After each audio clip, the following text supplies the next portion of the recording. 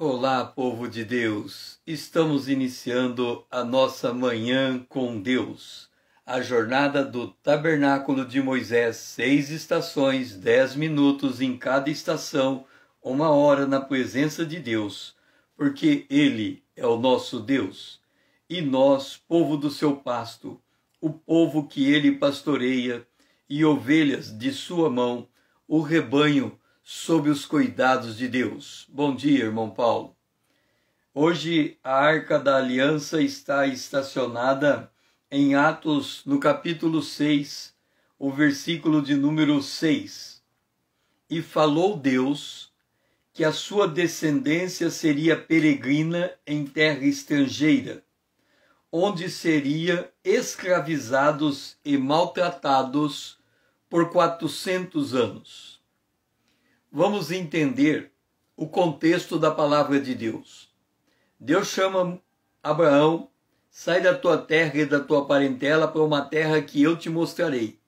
Abraão chega naquela terra e Deus diz, olha tudo, à tua direita, à tua esquerda, para frente, para trás, olha tudo em torno de si. Esta é a terra que eu vou te dar por herança. Abraão não recebeu aquela terra. O único pedaço de terra que ele comprou foi o cemitério, para ser o cemitério, tanto de Sara quanto posteriormente de Abraão. Abraão morreu sem ter a posse da promessa. Deus disse para ele, antes de receber a promessa, haverá um grande sofrimento.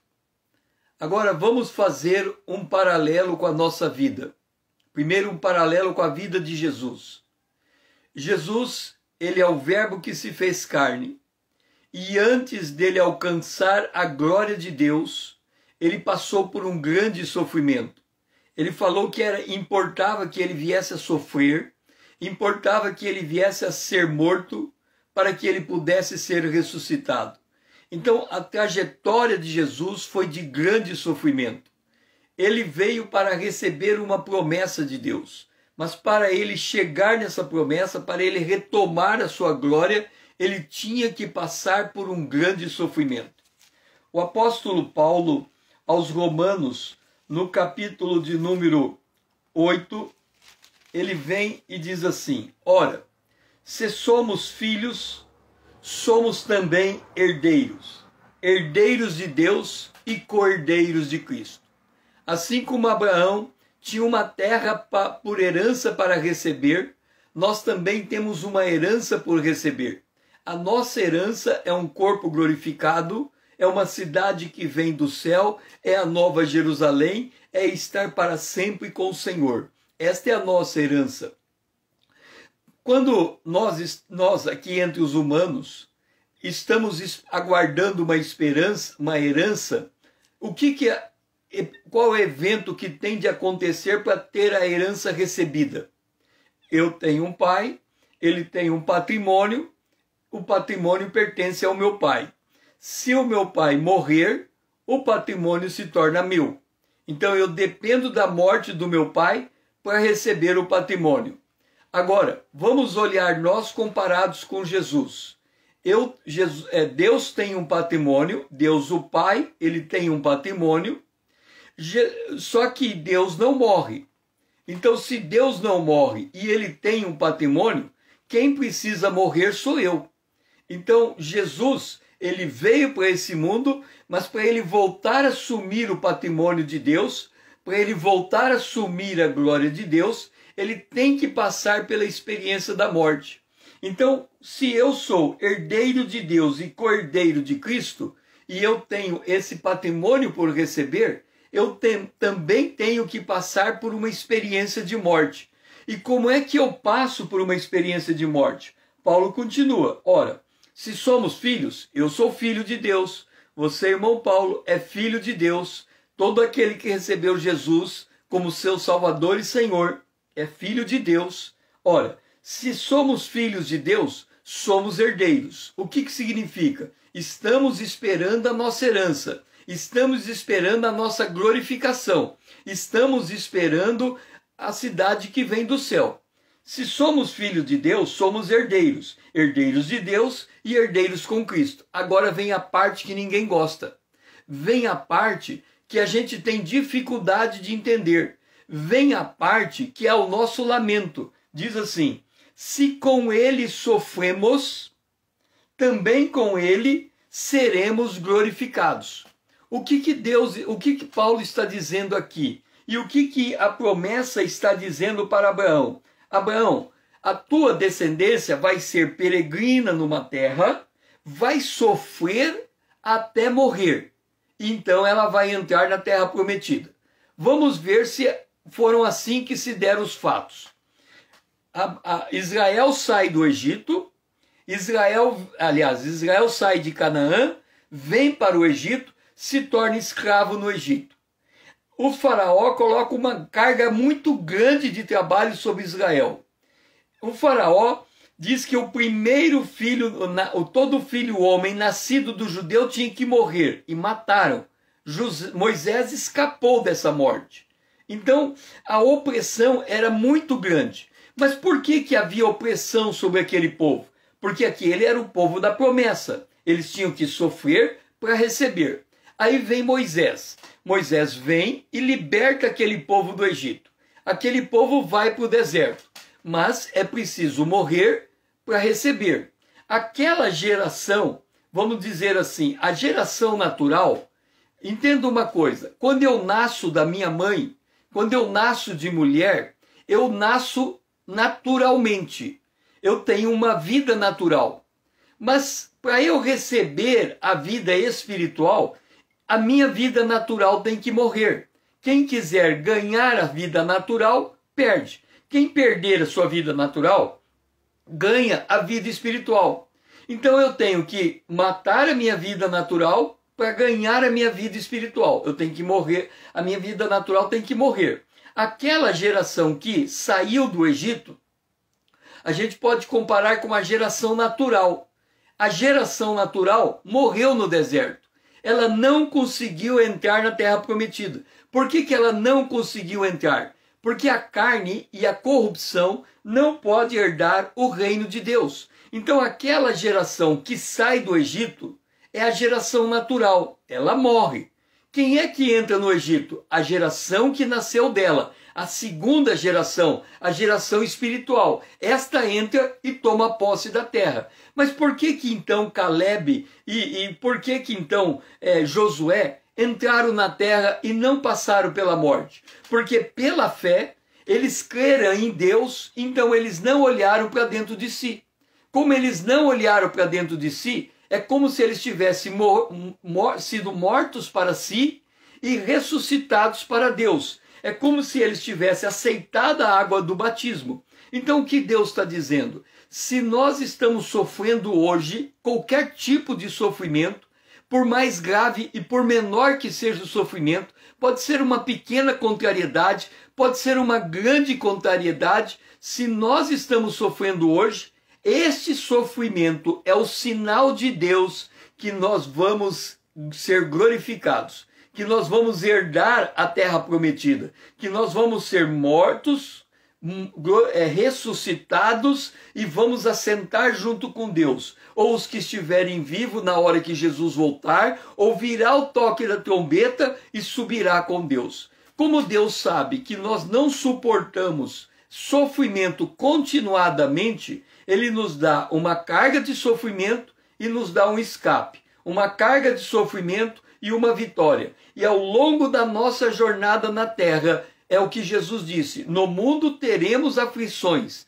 tende bom ânimo, porque essa carga de sofrimento que está vindo sobre nós é o sinal de Deus que nós nos identificamos com o sofrimento de Jesus, com o sofrimento do povo de Deus, portanto nós seremos glorificados. Então nós precisamos mudar a chave da nossa mente. Os pequenos sofrimentos que nós sofremos, Paulo diz assim: porque para mim tenho por certo que os sofrimentos do tempo presente não podem ser comparados com a glória a ser revelada em nós. Pai, nos ajuda a entender que todo sofrimento por qual nós passamos aqui na terra, toda aflição, é, na verdade, um grande sinal de que o Senhor nos tem por herdeiro, que nós somos peregrinos, que essa terra não nos pertence, que nós estamos morrendo para este mundo, mas vamos viver e vivemos para Ti. Nos ajuda a perceber, Senhor, que o sofrimento faz parte da escola de Deus para a nossa vida. Esta é a nossa oração, em nome de Jesus, o Teu Filho amado, a quem nós amamos. Amém. Vamos para o altar de ouro, que está no verso 7.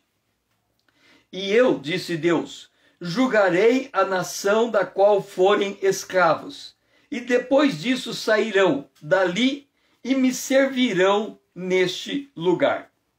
Veja que coisa terrível acontece com a queda do homem. Quando lá no dilúvio, Deus viu que a maldade do homem era tremenda, era somar continuamente. Ele se arrependeu de ter feito a humanidade. Ele encontrou Noé como justo, mandou fazer uma arca. Noé, a água do dilúvio vem, ela mata toda a humanidade. Eu tinha lido Romanos capítulo 8 antes. Agora eu estou lendo Gênesis. Então, Gênesis capítulo 9. Então ele mata toda a humanidade e sobra somente Noé com sua família. Deus viu graça em Noé. E porque ele viu graça em Noé, Noé é o sobrevivente do dilúvio. Noé saindo do dilúvio, Deus dá um recado a Noé. Deus diz duas coisas. A primeira, pavor e medo de vós virão sobre todos os animais da terra. Uma vez, eu estava andando na rua e um cachorro latiu. Um outro cachorro latiu. Um outro cachorro latiu. E quando eu percebi, tinha mais ou menos uns 7, 8 cachorros correndo para me pegar. E eu saí numa corrida desenfreada para escapar daquele mundo de cachorro que vinha atrás de mim. Num dado momento, eu olhei para os lados, havia mulheres sentadas na calçada, conversando entre si, e elas começaram a gritar, sai cachorro, mas ninguém se levantou. Os cachorros corriam atrás de mim, eu tentava correr mais rápido do que os cachorros, e as mulheres gritavam, sai cachorro, sai cachorro. Aquela situação é isso que está colocado aqui. Pavor e medo de vós virão sobre todos os animais da terra. Vamos dizer que Deus olhou para o homem, olhou para a humanidade, viu que ela era má continuamente. Ele mata todo mundo que é mau e deixa só Noé viver. Só Noé viveu. Noé e a família dele. Noé era justo. Mas o que acontece? Então, o único inimigo do homem na terra tinha que ser os animais. Porque se Deus resolveu o problema do mal, matando toda a humanidade que estava lá, deixando apenas uma família viva, então essa família representa o que havia de melhor no mundo antigo. Então esta família devia viver em paz um com os outros. Esta família devia viver harmoniosamente. Essa família devia viver, ela tinha a terra inteira para ela. Ela tinha que viver na terra como se a terra fosse o jardim do Éden. No entanto, Deus dá o segundo recado depois do dilúvio. Ele diz, se alguém derramar o sangue do homem, pelo homem se derramará o seu, porque Deus fez o homem segundo a sua imagem.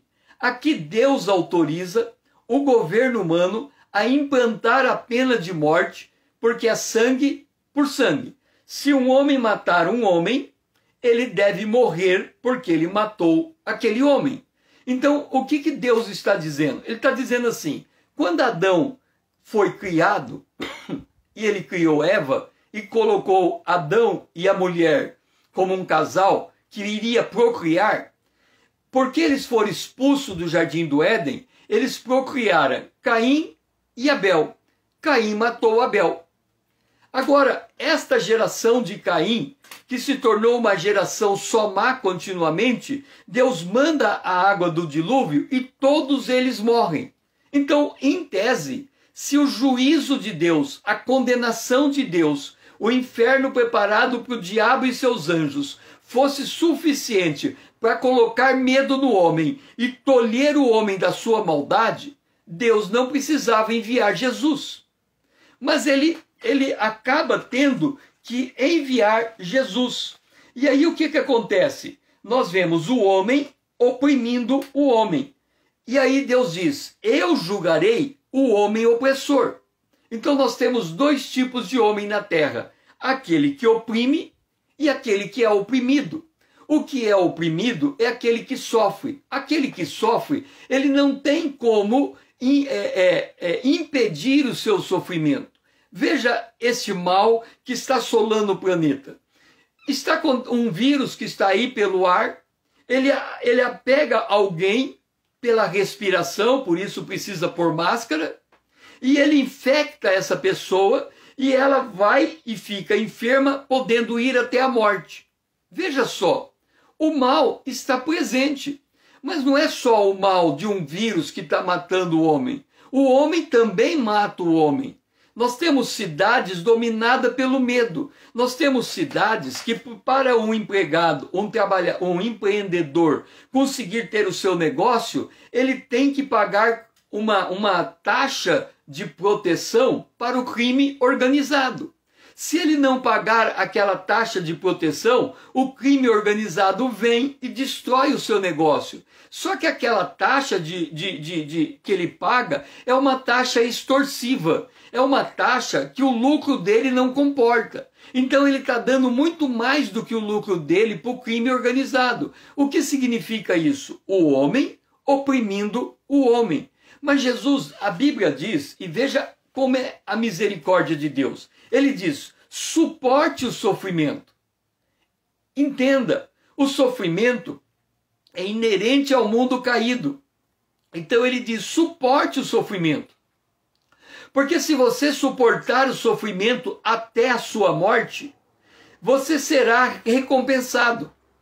Você será glorificado. É a parábola que Jesus conta de Lázaro e do rico. O rico vivia em palácio, o Lázaro vivia pedindo esmola. Quando o rico morre, ele vai para o Hades. Ele vai esperar, aguardar o juízo final. E quando Lázaro morre, e Lázaro morreu primeiro do que o rico, ele é recolhido no seio de Abraão. Quer dizer, ele vai receber a vida eterna. Então o que a Bíblia está dizendo? Deus cuida de julgar aquele que te oprime. Então você não precisa se levantar contra o opressor. É por isso que nós somos chamados a amar os nossos inimigos.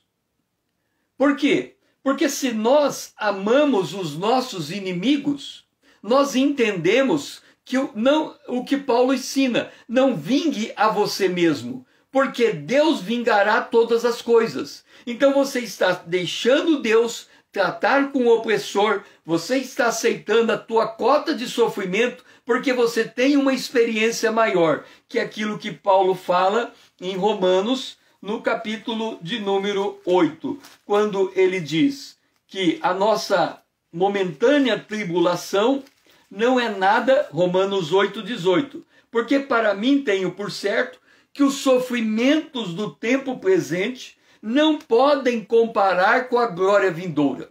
Veja o desespero que acontece hoje com Manaus.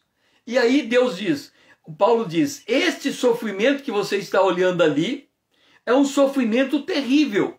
É um sofrimento que está levando à morte. Mas quem tem a esperança da vida eterna, esse sofrimento que nós estamos olhando não pode ser comparado com a glória que está por vir. Quer dizer, o sofrimento é um caminho que nos leva à glória. O sofrimento é o discernimento que nós temos de que o mundo está caído, que o mundo está desconforme com a vontade de Deus. E que Deus vai tratar com este mundo. Ele vai dar recompensa àquele que sofre e ele vai fazer juízo com aquele que oprime. Então, Deus é o justo juiz e ele nos deu uma vida preciosa. Pai, nos ajuda a discernir que o Senhor tudo julga, que o sofrimento hoje que nós tanto reclamamos é um sinal de que nós somos herdeiros, de que nós estamos sofrendo como Jesus sofreu.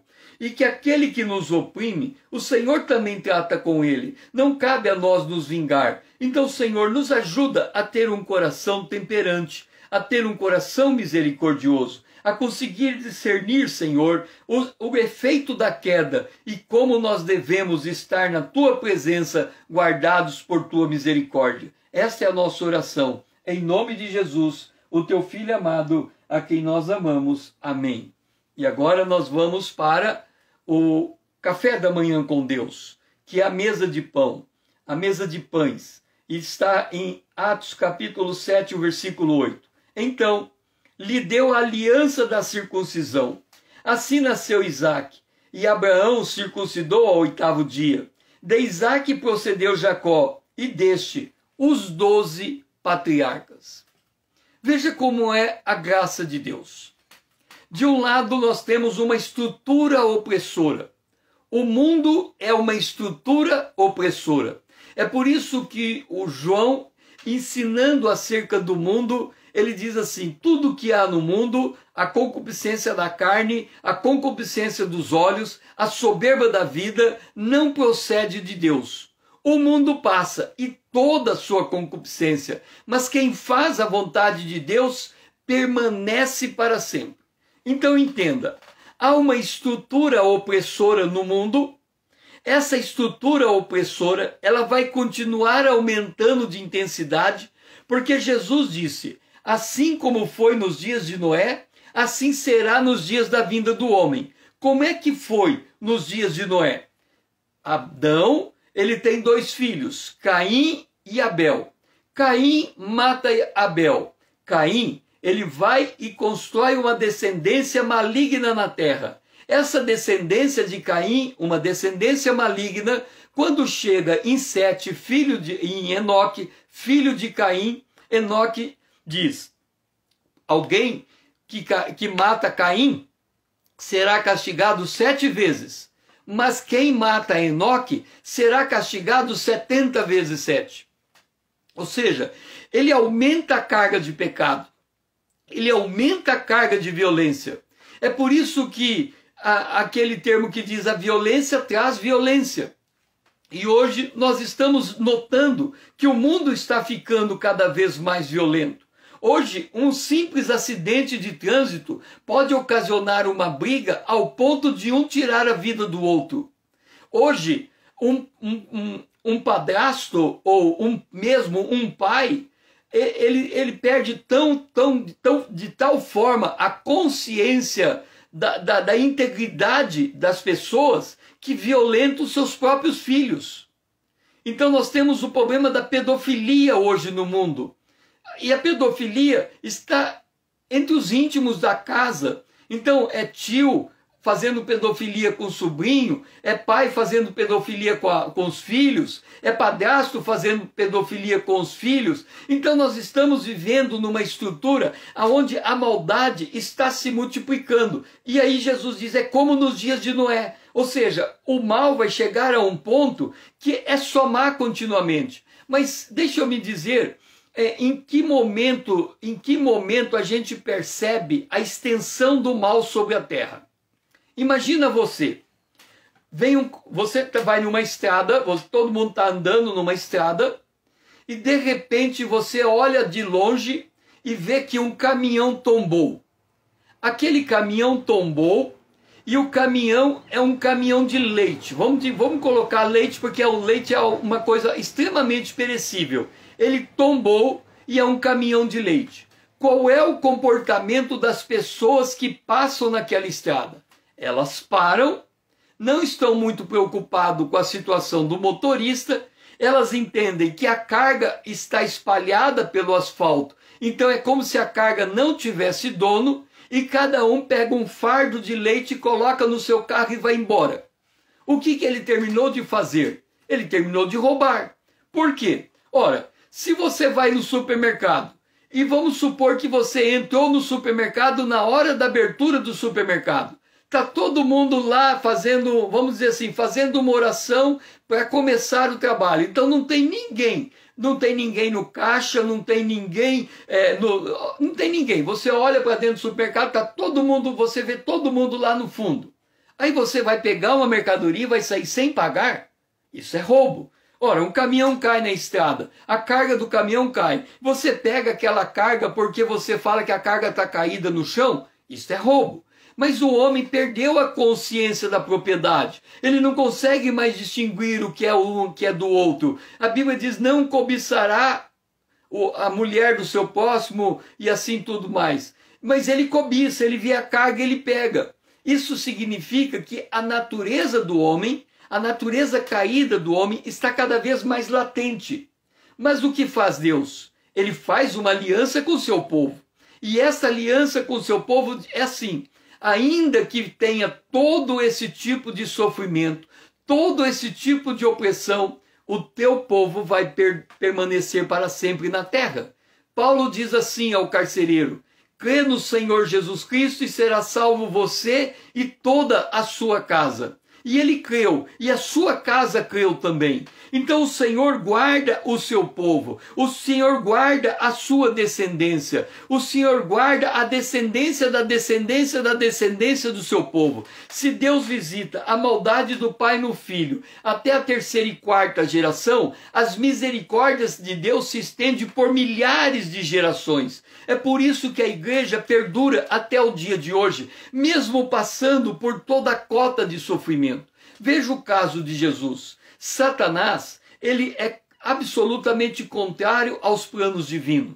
Quando Jesus nasce, ele sabendo que Jesus tinha nascido e não sabendo aonde localizar Jesus, ele instiga, e o rei Herodes faz isso, matando toda criança menor do que 2 anos para impedir que o Filho de Deus pudesse realizar o seu ministério terreno. Mas Deus foi lá, o anjo de Deus foi a José, deu um sonho a José, mandou José sair estrategicamente para o Egito e assim Jesus não foi morto. Deus protege o seu povo. Alguns do seu povo morrem, outros perduram. Por quê? Porque é do agrado de Deus recolher os santos antes do ímpio, porque os santos que morrem em Cristo, eles serão ressuscitados em Cristo. Então, tanto faz ao santo viver ou morrer. Ele é como, vamos dizer assim, bucha de canhão de Deus. Ele é uma arma poderosa de Deus. Porque Deus dispõe da vida dos santos. Deus pode fazer com que um santo dê o seu testemunho, morrendo em paz, sabendo que haverá ressurreição, e ele pode fazer um santo passar pelo sofrimento e vencer o sofrimento para dar um testemunho que Deus é o Deus que salva. Então, de todo lado, Deus tem testemunho. Ele tem testemunho entre os que estão sofrendo, ele tem testemunho entre os que estão vivendo. Veja o caso de José. Quanto sofrimento veio sobre José? E ele se tornou o primeiro ministro do Egito. E ele permitiu, através do trabalho que ele fez no Egito, abrigar o povo de Deus sob a sua proteção. Assim também, Jesus sofreu, ele se fez pobre para que nós pudéssemos ser ricos. Então Jesus também teve sua carga de sofrimento. E quando nós entendemos a carga de sofrimento, nós estamos aliançados com Deus. Nós sabemos que Ele tem cuidado de nós. Que a gente pode não compreender a nossa cota de sofrimento, a gente pode não compreender a nossa angústia, a gente pode não compreender aquilo que nos desmotiva, a gente não pode compreender aquilo que nos traz contrariedade, mas sabemos que isto é um sinal de que nós estamos com Deus, somos filhos de Deus, somos herdeiros de Deus, somos co-herdeiros de Deus, somos peregrinos na terra. Isso aqui não nos pertence, nós temos uma aliança com Deus e essa aliança, ela vai por nossa descendência fora. Deus tem uma obra em nossa casa, em nosso lar, em nossa vida e nós podemos confiar, apesar, e é importante entender isso, apesar do sofrimento, este sofrimento é um sinal da graça de Deus. Pai, nos ajuda a entender, Senhor, que nós vivemos em um mundo opressor, que o sofrimento faz parte dessa vida. Mas o sofrimento não é nada comparado com a glória que está por vir. Pelo contrário, o sofrimento é, na verdade, um sinal de que nós somos herdeiros de Deus e cordeiros com Cristo. Que nós possamos entender essa íntima associação e não ser ingrato contigo acerca da cota de sofrimento que temos que sofrer, mas que a gente consiga se alegrar no sofrimento, Senhor. Não por causa do sofrimento em si, mas porque ele testifica para nós que a tua palavra é a verdade, que no mundo vamos sofrer aflição, mas que nós podemos ter bom ânimo, porque o Senhor cuida de nós. Esta é a nossa oração, em nome de Jesus, o teu Filho amado, a quem nós amamos. Amém. E agora nós vamos para Atos 7, o verso 11 e 12. Sobreveio, porém, a fome em todo o Egito, e em Canaã houve grande tribulação, e nossos pais não acharam mantimento. Mas tendo ouvido Jacó que no Egito havia trigo, enviou pela primeira vez os nossos pais.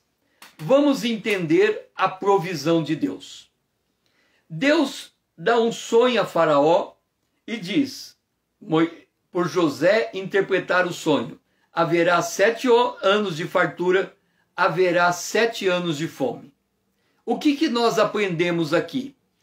Que a economia mundial ela é cíclica.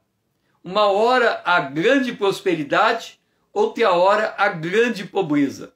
Nós temos que entender que a prosperidade que o mundo vive e depois a pobreza que o mundo passa, a prosperidade é um alento de Deus para preparar o homem para os dias difíceis.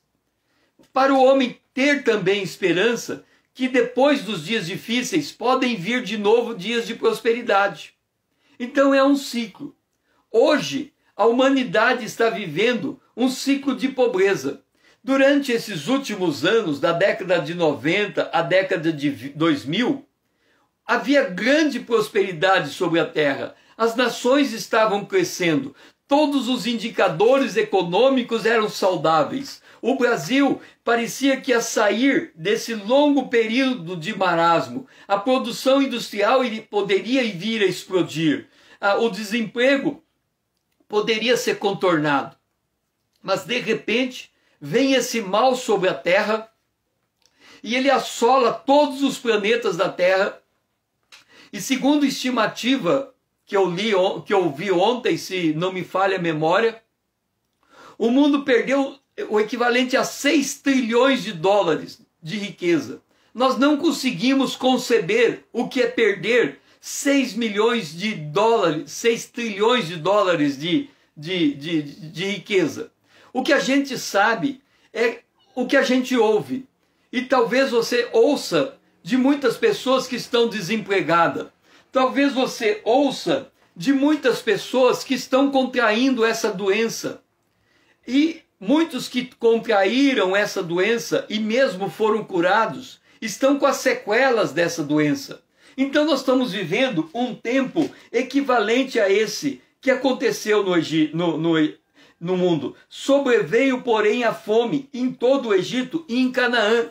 A fome, assim como esta enfermidade, ela vem sobre o mundo inteiro. Naquela época, a fome veio sobre o mundo inteiro. E aí, o que o povo, quando você tem uma situação de crise humanitária, o que você fica esperando? Você sabe que quem passa por crise humanitária, ele não tem como se autoajudar. É muito difícil, o recurso, a riqueza, que é muito escassa. Então, o que faz o governo brasileiro? O governo brasileiro, ele dá um determinado valor para a pessoa suportar aquela crise. Foi o que fez José. Ele preparou o território do Egito para receber Israel. Então Deus sabia com 7 anos de antecedência que chegaria aquela fome.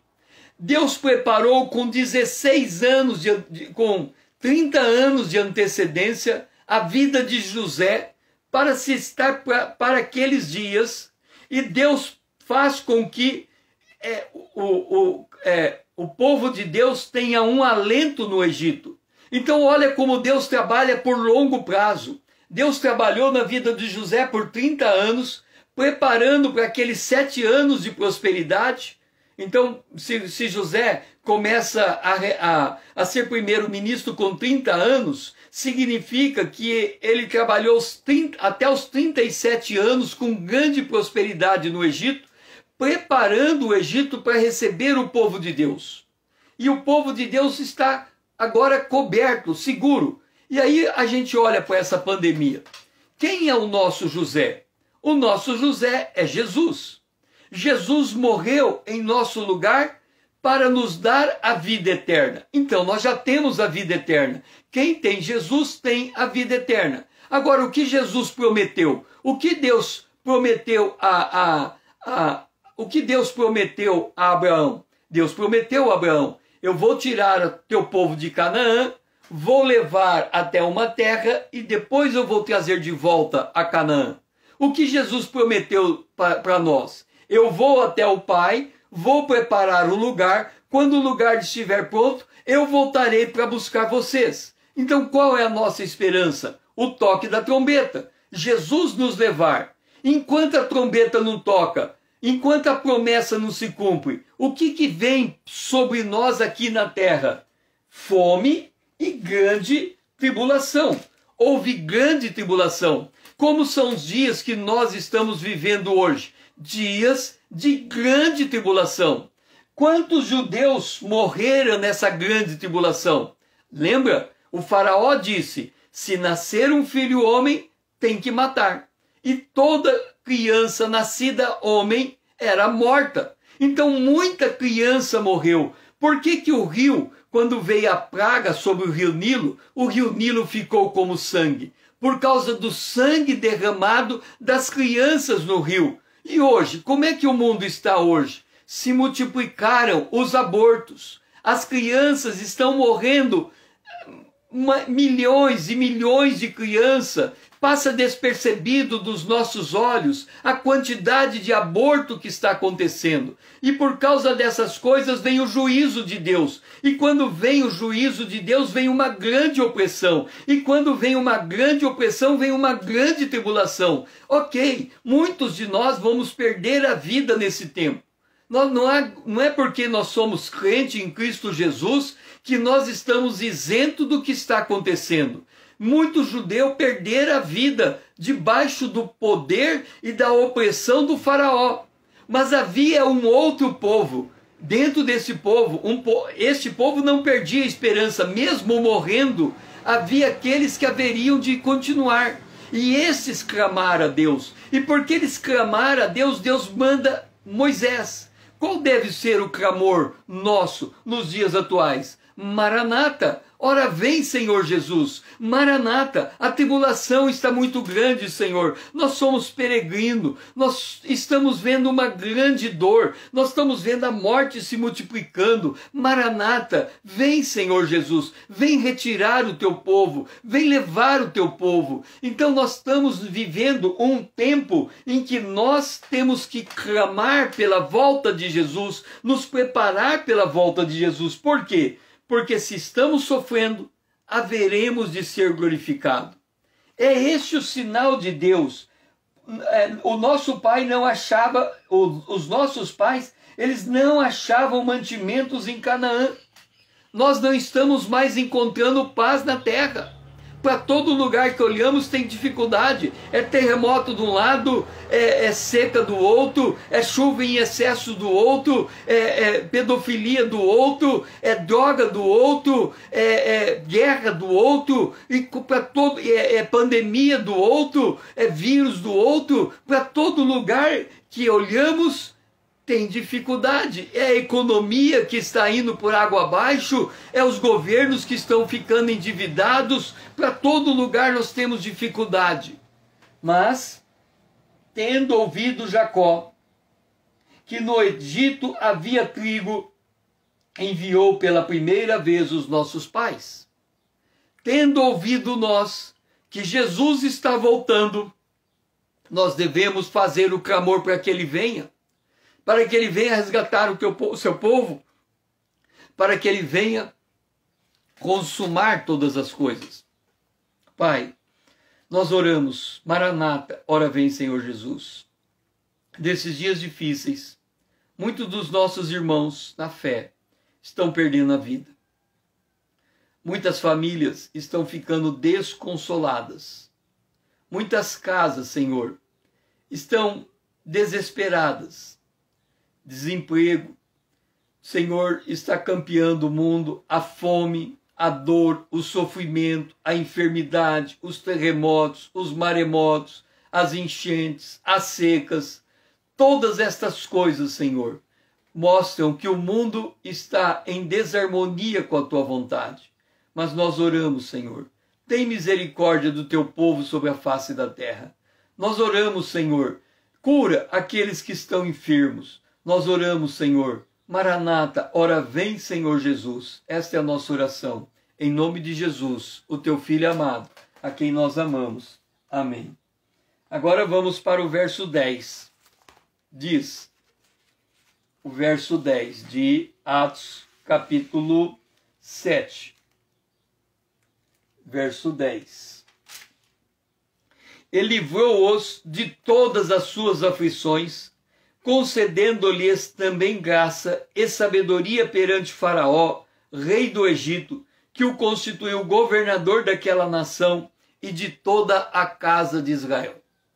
Nós temos falado que o sofrimento é um sinal de que nós somos herdeiros de Deus e aguardamos um novo céu e uma nova terra. Ok? Agora, a Bíblia diz que não vem sobre nós tentação que não seja humana. Fiel é Deus para nos dar o escape. É isso que acontece com José. Deus livrou-o de todas as suas aflições. O que significa isso? Quando a gente passa por um sofrimento, quando a gente passa por uma coisa que tira o nosso tapete, derruba a gente por terra, tira o nosso equilíbrio emocional, a gente se rompe por dentro.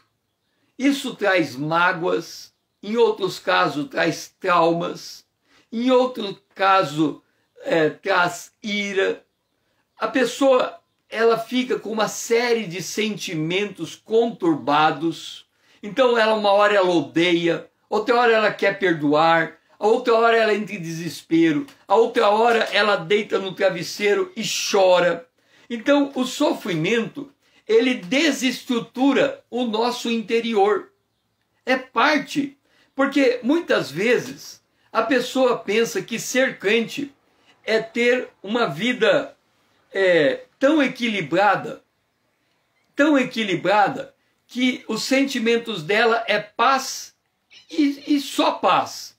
Deixe-me contar o meu testemunho pessoal no andar com Deus. Eu ando com Deus.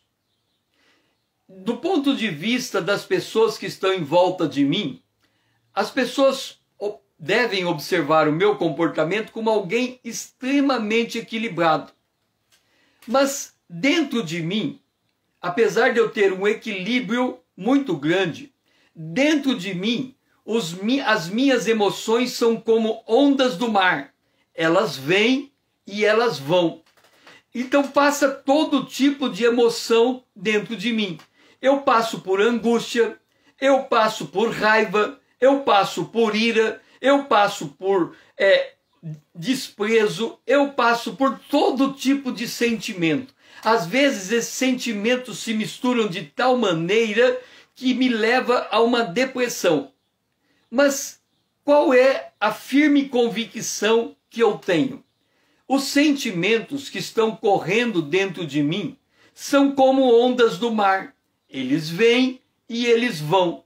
Então, se eu permaneço na presença de Deus, esperando o livramento de Deus, num dado momento eu vou sentir paz. E muitas das vezes eu passo grandes períodos de paz, sem que nenhuma perturbação interna aconteça comigo. Mas num dado momento, aquilo brota, aquilo vem, aquilo se movimenta. Mas por que eu não extravaso?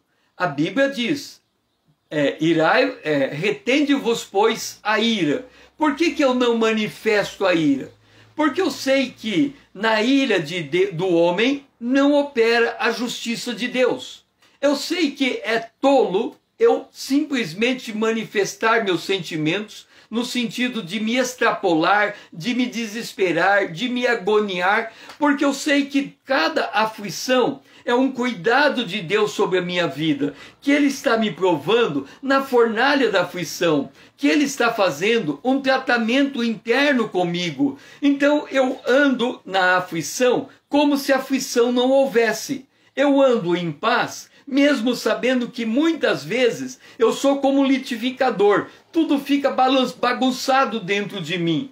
Mas eu espero no Senhor. Quando você espera no Senhor, não significa que você está, vamos dizer, pacificado dentro de você. Você pode ter um turbilhão dentro de você. Você pode estar desesperado dentro de você. É aí que acontece quando nós lemos lá em Abraão, já falamos desse texto, creu contra a esperança. É como se eu estivesse crendo contra os meus sentimentos. Eu sei que os meus sentimentos estão bagunçados, estão balançados, mas eu sei que Deus está no comando da minha vida. Eu confio que se hoje eu não estou feliz, não significa que amanhã eu não vou estar, porque o choro pode durar uma noite e a alegria vem no amanhecer. O que significa isso? Eu tenho misericórdia de mim mesmo. Você já teve misericórdia de você? Quer dizer, você já se sentiu irado, mas você aceita a ira como algo do homem caído dentro de você. E você fala assim, mesmo que eu esteja irado, eu não vou manifestar a minha ira. Eu vou aceitar esse sentimento rugindo dentro de mim, gritando dentro de mim. Mas nessa hora eu vou andar pela fé. Nessa hora, ao invés de eu receber um tapa e dar outro tapa, eu vou receber o tapa e manifestar o amor. A minha atitude é como um molde daquilo que eu quero ser por dentro. Então eu vou aguentar a aflição. Então quando Deus diz que José, ele foi livre das aflições, significa, olha só o que José fez. José, ele foi vendido pelos seus irmãos. Ele poderia, quando ele encontrou os seus irmãos, ter prendido os seus irmãos e ter pago com a mesma moeda. Mas aquela aflição que estava dentro dele se transformou em perdão. Quer dizer, se Deus talvez tivesse deixado José junto com seus irmãos, ele poderia não suportar e uma hora descontar, uma hora revidar. Então o que Deus faz? Ele tira José do meio dos seus irmãos para tratar com José as suas emoções. O que ele faz, por exemplo, com Jacó? Jacó, ele enganou Esaú.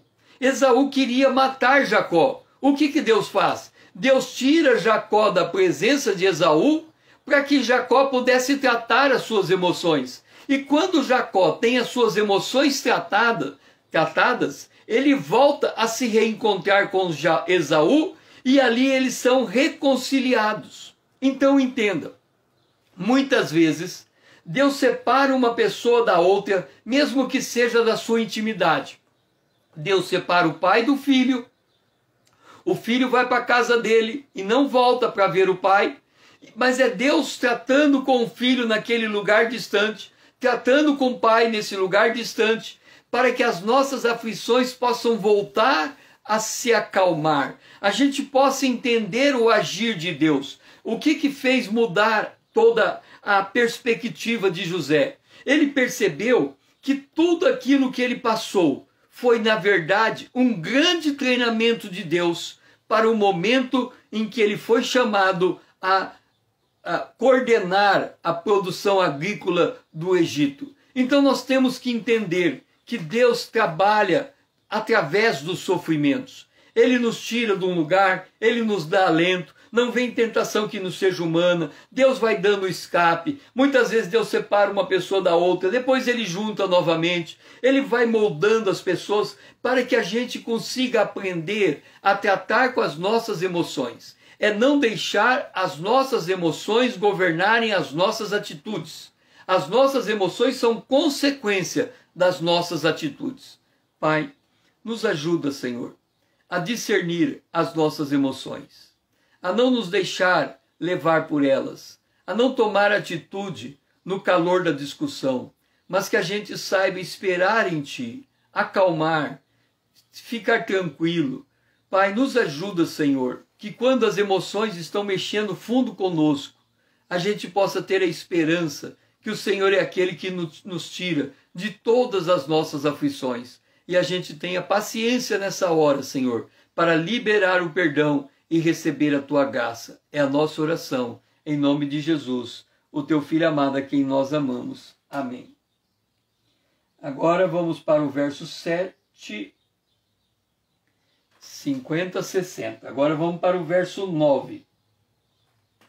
Os patriarcas, invejosos de José, venderam-no para o Egito, mas Deus estava com ele. Entenda uma coisa muito importante. É a tônica dessas manhãs com Deus. Há muitas maneiras de nós vivermos a vida cristã.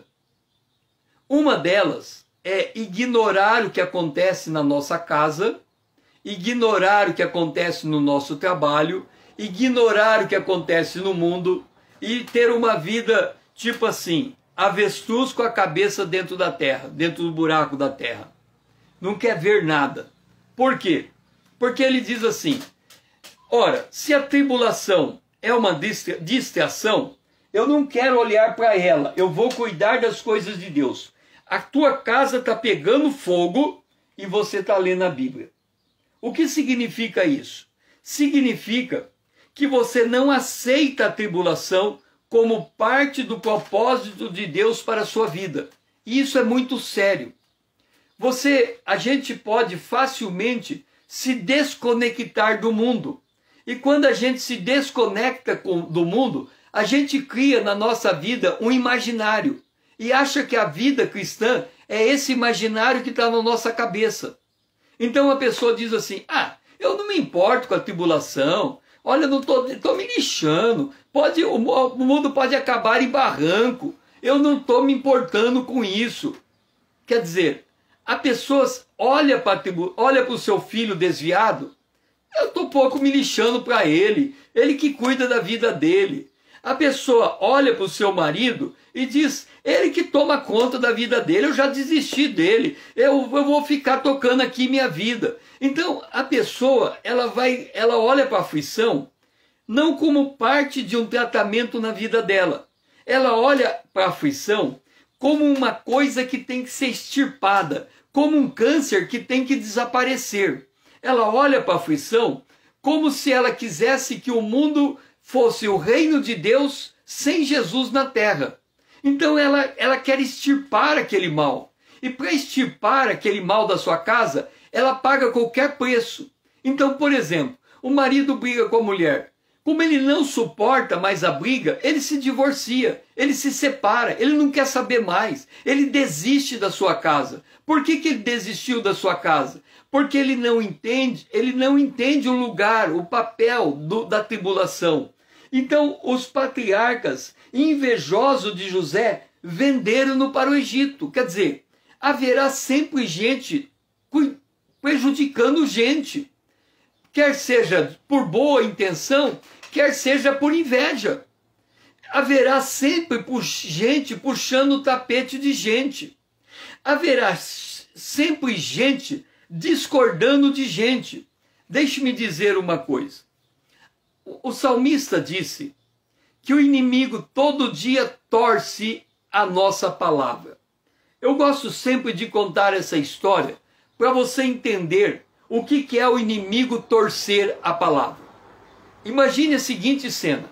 O marido briga com a esposa e a esposa briga com o marido. E os dois resolvem não mais conversar um com o outro. O marido está no trabalho, a esposa está em casa. O marido no trabalho, ele lembra da briga com a esposa e diz assim: eu tenho que fazer as pazes com minha esposa.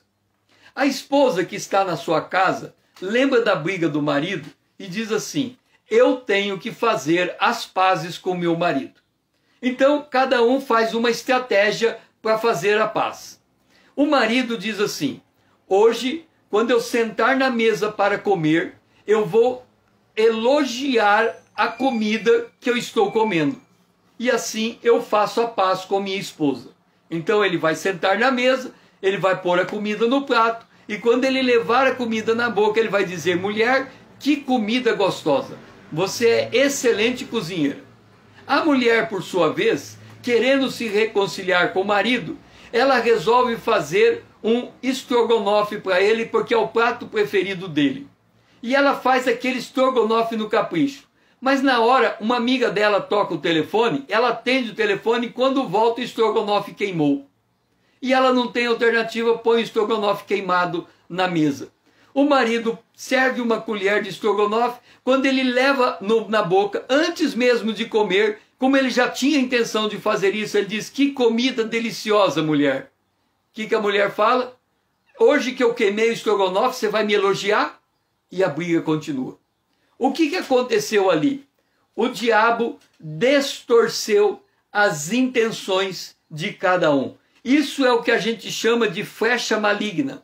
A gente pensa uma coisa, a flecha maligna vem e muda a nossa rota. E ao mudar a nossa rota, deflagra uma crise, há um conflito. Então, isso é, o patriarca invejoso de José o vende. Os patriarcas invejosos de José venderam-no. É assim entre os homens. A gente nem sabe por que a briga acontece, mas de uma hora para outra elas vão se multiplicando. Por outro lado, aqui está dizendo: mas Deus estava com ele. E é isto que faz a diferença. É por isso que nós podemos olhar para as nossas aflições, colocar as nossas aflições em oração diante de Deus, pedindo para que Deus intervenha, e num dado momento Deus nos livra das aflições que estamos passando, colocando paz em nosso coração, tratando com os nossos filhos, com os nossos parentes, os nossos amigos, estabelecendo momentos de harmonia entre todos, porque Deus tem cuidado de nós. O que nós não podemos perder de vista é que Deus está junto conosco nas nossas aflições. O salmista disse: ainda que eu ande pelo vale da sombra da morte, tu estás comigo. Então, quando você tem a convicção de que no meio da tua luta Deus se faz presente, muda a tua atitude, muda a tua percepção.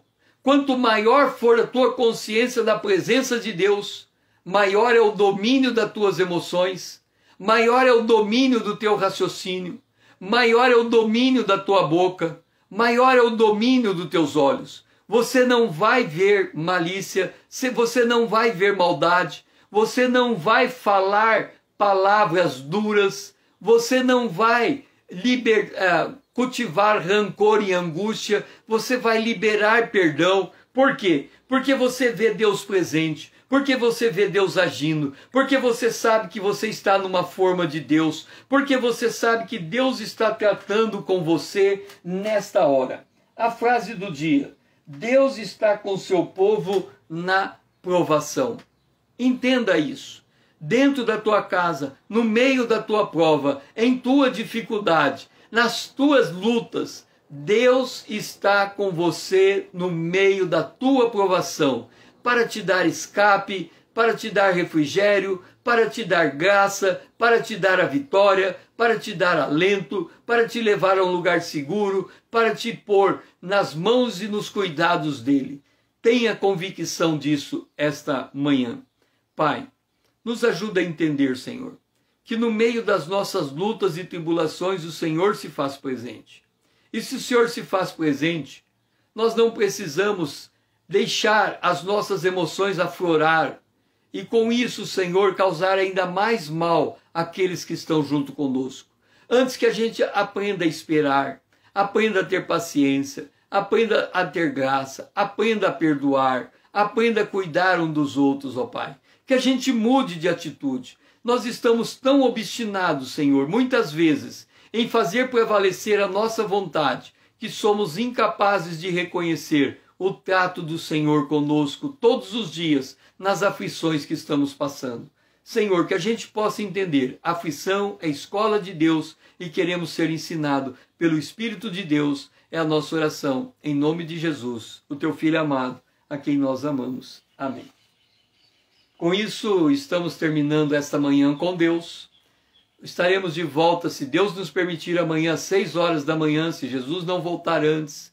Foi muito bom ter você comigo.